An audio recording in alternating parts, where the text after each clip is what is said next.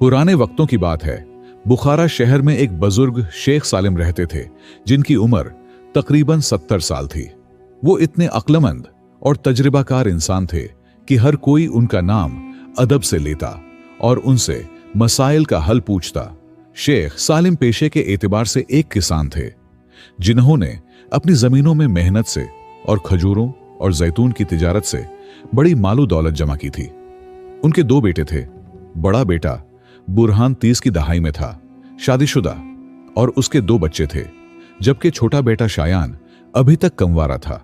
वो काम से ज्यादा खुशगप्पियों और फजूल कामों में मशगूल रहता था। दोनों भाई शेख सालिम के घर में बड़े हुए, जिन्हें कभी भूख या कमी का सामना न करना पड़ा, और उनके वालिद ने कभी उन पर खर्च करने में कोई कसर नहीं छोड़ी, सिवाय अखलाकियात और ईमानदारी के मामले में थोड़ी सख्ती के। वक्त अपनी रफ्तार के साथ गुजरता गया और सालिम के जिस्म पर बुढ़ापे के आसार नुमूदार होने लगे। वो जल्दी थक जाते और घंटों खजूर के दरख्त के साए तले बैठकर खुद से बातें करते। वो सोचते कि मेरे जाने के बाद क्या बेटे मेरा नाम याद रखेंगे। लेकिन बुरहान और शायान को ऐसी बातों में दिलचस्पी नहीं थी। वो सिर्फ एक चीज में मसरूफ रहते, और वो थी दौलत। एक रात बुरहान और शायान घर के सहन में बैठे थे। बुरहान ने कहा, पता है शायान, हम बहुत मेहनत कर चुके हैं और बाबा ने अभी तक हमें मीरास में से कुछ भी नहीं दिया। शायान ने तंजन जवाब दिया, भाई वो तो पूरी जिंदगी ही जीने का इरादा रखते हैं। लगता है हमें उनकी कब्र खुद ही खोदनी पड़ेगी, तब जाकर कुछ विरासत मिलेगी। दोनों हंस पड़े। बुरहान ने कहा, क्यों ना हम ये काम जल्दी ही कर लें। शायान ने हैरत से उसे देखा। वो कैसे? मतलब हम अपने बाबा को मार दें? बुरहान ने जवाब दिया, नहीं, मैं ये नहीं कह रहा कि मारें, बस उसे उस वैरान कुएं में फेंक दें जहां कोई जाता नहीं। फिर हम कह देंगे कि वो गायब हो गया। इस तरह उसे छोड़ देंगे और किसी को पता नहीं चलेगा। शायान शरारती मुस्कुराहट के साथ बोला, मुझे ये ख्याल पसंद आया, और यूं दहो दही की पहली चिंगारी जल उठी। उस रात से कुछ भी पहले जैसा न रहा। बुरहान और शायान सुकून से नहीं सोए, क्योंकि लालच ने इनके दिलों को आग लगा दी थी। इन दोनों के दिल जैसे हर सुबह खुशक घास में लगने वाली आग की तरह जलते रहते। वो अक्सर अपने वालिद सालिम को देखते, जो आहिस्ता आहिस्ता अपने खजूरों के बाग में चहल कदमी कर रहे होते। उन्हें लगता जैसे वो सोने के थैले को चलते फिरते देख रहे हों। एक शाम दोनों भाई घर के पिछली जानिब चुपके से गए। शायान ने कहा, सुना है वादी के किनारे पर पुराना कुआं है।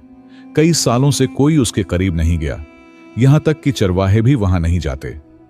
बुरहान ने जवाब दिया, सुना तो है, ठीक है, फिर सुबह अबू को ले चलें। उन्हें कहेंगे कि हम तुम्हें नया खजूरों का बाग दिखाना चाहते हैं, और उसे कुएं तक ले चलेंगे, वहीं उनका हिसाब कर देंगे।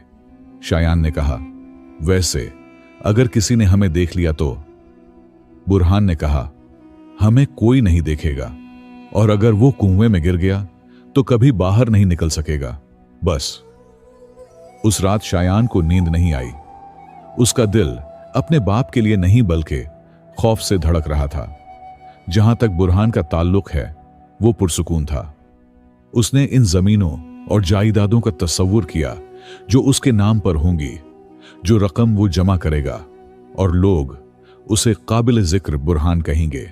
अगले दिन फजर के वक्त घर के सहन में जमा हो गए। सालिम आराम से बैठा कहवा पी रहा था। बुरहान करीब आया और बोला, बाबा, हमने कभी भी बाहर जाकर आपके साथ ज्यादा वक्त नहीं गुजारा। आज हम चाहते हैं कि आपको कहीं बाहर ले चलें, ताकि आप थोड़ा सुकून दे महसूस करें। चलें, आज सैर के लिए चलते हैं। सालिम ने मुस्कुराकर कहा, कसम खाकर कहता हूं कि मुझ में ताकत नहीं है, लेकिन अगर मेरे बेटे जिद कर रहे हैं तो चलो फिर। यह आखिरी बार था जब सालिम अपने घर से पैदल निकला था। वालिद का दिल मुतमईन था। उसे मालूम नहीं था कि उसके दोनों बेटों ने उसकी कब्र तैयार कर रखी है। सालिम भारी कदमों से चल रहा था, कभी कभार रुक कर पसीना पूंछता और कभी चलता रहता, जबकि बुरहान और शायान एक दूसरे को खुफिया नजरों से देखते रहते। कुछ देर बाद तीनों गांव के किनारे पहुंचे जहां जमीन खुशक थी। इस दूर दराज जगह पर पुराना कुआं था जिसके इर्द गिर्द टूटे फूटे पत्थर थे और हर तरफ सन्नाटा था। जब वो कुएं के करीब पहुंचे तो शायान बोला, बाबा आओ देखो, पानी तो कुएं के बिल्कुल ऊपर आ गया है। सालिम ने झुककर अपनी लाठी से सहारा लेते हुए कुएं के अंदर देखा, मगर अंदर सिर्फ अंधेरा था। उस लम्हे बुरहान और शायान ने पूरी ताकत से धक्का दिया। सालिम ने जोरदार चीख मारी और कुएं में गिर पड़ा। उसका जिस्म पथरीली दीवारों से टकराकर गहराई में गायब हो गया। भाइयों ने एक दूसरे को देखा, उनकी सांसें तेज हो गईं। शायान ने कुएं के अंदर झांका और सरगोशी में कहा, यह तो ठिकाने लग गया। बुरहान ने एक पत्थर उठाकर कुएं में फेंक दिया। पत्थर के टकराने की आवाज आई, फिर खामोशी छा गई। वो दोनों फौरन वहां से चले गए। सूरज अभी थोड़ा सा निकला था, लेकिन जो गर्मी वो महसूस कर रहे थे कि अपनी गलती की आग थी। घर पहुंचकर दोनों ऐसे बैठ गए जैसे कुछ हुआ ही ना हो। शाम को बुरहान ने ये खबर गांव में फैलाना शुरू कर दी। शेख सालिम सुबह सवेरे चहल कदमी के लिए निकला और वापस नहीं आया। सबको खौफ था कि वो सहरा में खो गया है। गांव के लोग जमा होकर उसकी तलाश में निकले, लेकिन कहीं से कोई निशान नहीं मिला। पहली रात गुजरी, फिर दूसरी, फिर तीसरी, और शेख सालिम को लापता करार दे दिया गया। लेकिन दोस्तों, एक बात याद रखें, राज हमेशा दफन नहीं रहते। गांव में सरगोशियों की आवाजें गूंजने लगें। लोग तलाश कर कर के थक चुके थे। अब सभी यकीन करने लगे कि शायद वो सहरा में खो गया है या किसी वादी में गिर गया है और उन्हें नहीं मिला। बुरहान और शायान लोगों के सामने गम का ड्रामा कर रहे थे, लेकिन छुपकर दिन गिन रहे थे कि कब उनके वालिद को रस्मी तौर पर मुर्दा करार दिया जाए ताकि विरासत उनके नाम मुंतकल हो जाए। 40 दिन के बाद दोनों ने मौत का ऐलान करने का हौसला किया। उन्होंने इमाम मस्जिद को बुलाया और एक छोटा ऐलान लिख कर मस्जिद के दरीचे पर लगा दिया। हम आपको शेख सालिम बिन अब्दुल्ला की वफा की इत्तला देते हैं, जो नजरों से उजल हो गए थे। अल्लाह उन पर रहम करे। इसके बाद विरासत की तकरीब शुरू हुई और तकसीम होने लगी। उन्होंने जानवर और खजूर के दरख्त बेच दिए और वो सोना तकसीम कर दिया जो सालिम ने अपने बिस्तर के नीचे एक पुराने संदूक में छुपा रखा था। बुरहान ने एक नया घर, आला नस्ल के घोड़े और अपने नाम पर कारोबार खोला। जहां तक शायान का ताल्लुक है, उसने पैसे लिए और सफर करने लगा। रातें अपनी जाती जगहों पर गुजारें। दौलत लामत नहीं थी। अभी कुछ महीने नहीं गुजरे थे। अपने एक सफर के दौरान शायान के काफले को डाकुओं ने लूट लिया और वो अपनी ज्यादातर रकम खो बैठा। वो टूटा हुआ शहर वापस आया। हालत यह थी कि कर्ज भी अदा करने से कासिर था। जहां तक बुरहान का ताल्लुक है, उसका कारोबार नाकाम होने लगा। वो सौदे के बाद सौदे हार गया और लोग खुद को उससे दूर करने लगे। वो गलत महफिलों में घिरा हुआ था। फिर वो अचानक एक बीमारी का शिकार हो गया, जिसका कोशिश के बावजूद कोई इलाज न था। उसका जिस्म कमजोर हो गया, उसका चेहरा जर्द पड़ गया। वो दोनों अपनी मायूसियों में डूबे हुए थे। रात को अजीब अलामात जाहिर होने लगे। शायान को दूर से कराहत की आवाज सुनाई देती, जो उसके वालिद की आवाज जैसी थी, और कोई शख्स जमीन के अंदर से उसका नाम पुकार रहा था। बुरहान को अपने ख्वाबों में वो कुआं दिखाई देने लगा। हर बार जब वो सोता तो वो इसे पुकार रहा होता। वो अपने वालिद की आवाज सुनता, क्यों बेटे क्यों? हकीकत उनके दिलों पर भारी होने लगी। वो दौलत जो उन्होंने खून के बदले हासिल की थी, उनके लिए खुशी नहीं लेकर आई, बल्कि आहिस्ता आहिस्ता मार रही थी। हर रात बुरहान और शायान के लिए बहुत भारी थी। जब भी चिराग बुझते, उनके दिलों में पछतावे की आग भड़क उठती, लेकिन दोनों में से कोई भी हिम्मत नहीं कर पाया कि इत्तिराफ कर ले। शायान घर से निकलना छोड़ चुका था, चेहरा जर्द, कदम बेतरतीब। जब भी नींद आती, वो अपने कानों पर हाथ रखकर चीखता, चुप हो जा, चुप हो जा। लेकिन वो आवाज सिर्फ कानों में नहीं, बल्कि रूह में भी गूंज रही थी। बुरहान भी एक मुर्दा जिस्म की तरह रहने लगा था। एक बार वो अचानक डर के मारे जागा और चीखा, बाबा, मैंने देखा, कुएं में उसे देखा। वो हाथ बढ़ा रहा था। उसकी बीवी डरकर दौड़ी, मगर उसकी बात समझ न सकी। दिन गुजरे और उसकी हालत खराब होती गई। एक रात वो अकेला घर से निकला और गांव की गलियों में चलने लगा।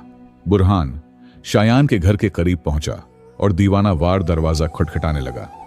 शायान ने दरवाजा खोला। उसके चेहरे पर थकन और बेबसी के आसार थे। बुरहान कांपती आवाज में बोला, हमें वो कुआं देखना होगा। शायान घबरा गया।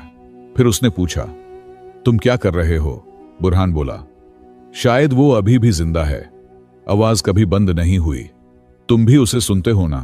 खामोश रहा। झूठ बोल नहीं सका और ना ही इनकार कर सका। दोनों एक दूसरे को देख रहे थे।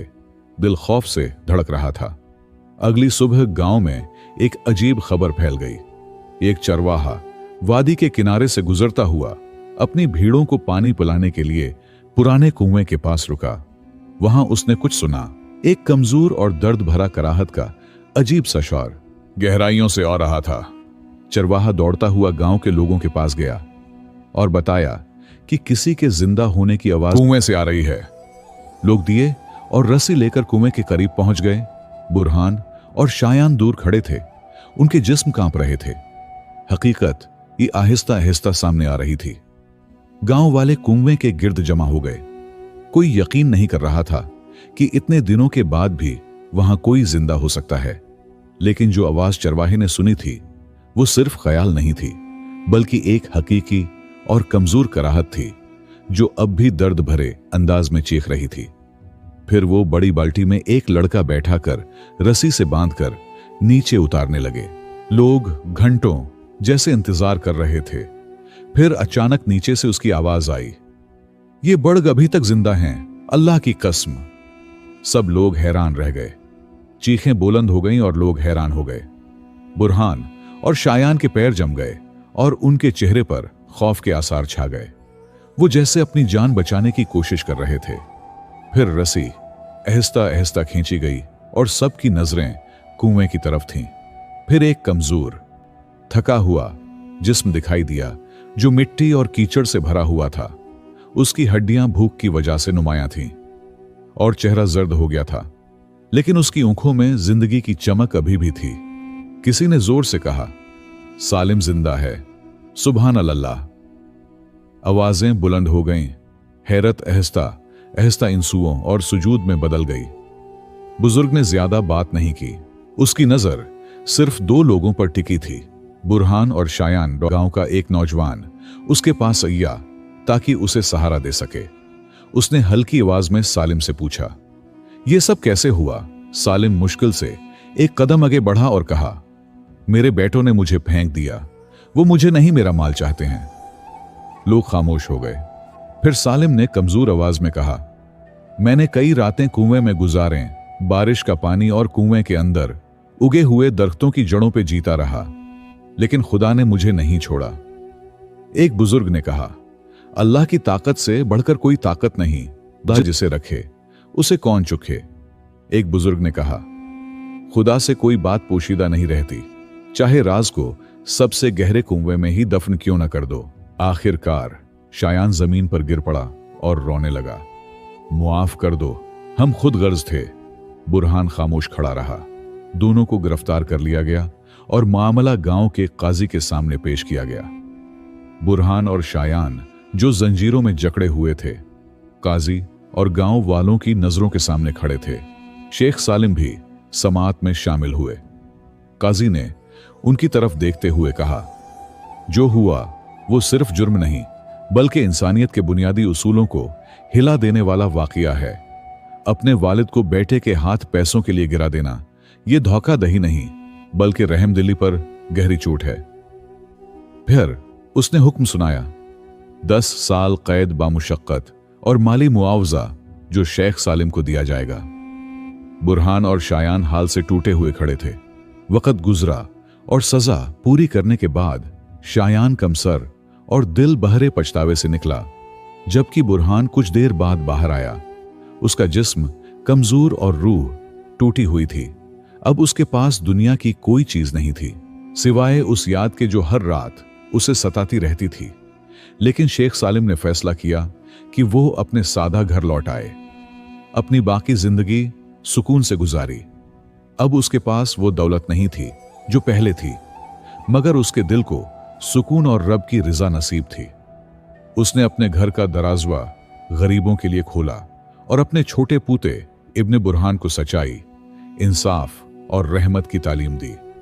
एक रात वो अपने पूते के सर पर हाथ रखते हुए बोला, बेटा, असल बात यह है कि इंसान अपनी दौलत हलाल तरीके से कमाए और कभी भी अमीर होकर किसी को तकलीफ ना दे, न जबान से और न ही अमल से। यूं सालिम ने अपने माजी को दिल की गहराइयों में दफन कर दिया, मगर अपनी जिंदगी की कहानी को लोगों के लिए एक इबरत का निशान बना दिया। बेशक वालिदैन से बढ़कर इस दुनिया में और कोई दौलत नहीं। अब सालिम ने अपने घर का दरवाजा गरीबों के लिए खोल दिया, क्योंकि वो जान चुके थे कि उनकी दौलत के असल हकदार गरीब और मुस्तहिक लोग हैं, न कि उनकी नाफरमान औलाद। प्यारे दोस्तों, इस किस्से से हमें ये अहम असबाक मिलते हैं जो हमारी दुनिया और आखिरत दोनों को संभाल सकते हैं। हमेशा याद रखो, वालिदैन वो हस्तियां हैं जो हमारी पैदाइश से लेकर बुढ़ापे तक अपनी आराम और खुशियां कुर्बान करके हमारी परवरिश करती हैं। उनकी इज्जत सिर्फ जबान से नहीं बल्कि दिल और अमल से भी करनी चाहिए। जो शख्स वालिदैन की खिदमत में खुशी महसूस करता है, उसकी जिंदगी में अल्लाह की बरकत उतरती है।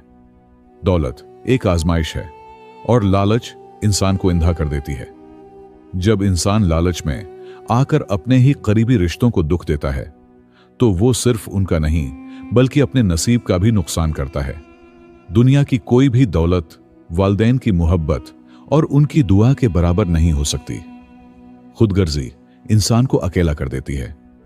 जो शख्स सिर्फ अपने फायदे के बारे में सोचता है, वो रिफ्ता अपने चारों तरफ से मोहब्बत, एतिमाद और इज्जत खो देता है। जिंदगी में मुश्किल वक्त आना यकीनी है, मगर जो शख्स उस वक्त सब्र और ईमान का दामन थाम लेता है, वो आखिरकार कामयाब होता है। अल्लाह पर भरोसा करने वाला कभी मायूस नहीं होता, क्योंकि वो जानता है कि हर अंधेरी रात के बाद रोशनी जरूर आती है। सच बोलना और अमानत को सही हकदार तक पहुंचाना सिर्फ एक खूबी नहीं बल्कि मोमिन की पहचान है। जो शख्स धोखा देता है, वो अपने किरदार को बर्बाद करता है। खुसूसन उन लोगों के साथ कभी धोखा न करो जिन्होंने तुम्हारी परवरिश में अपना सब कुछ लगा दिया।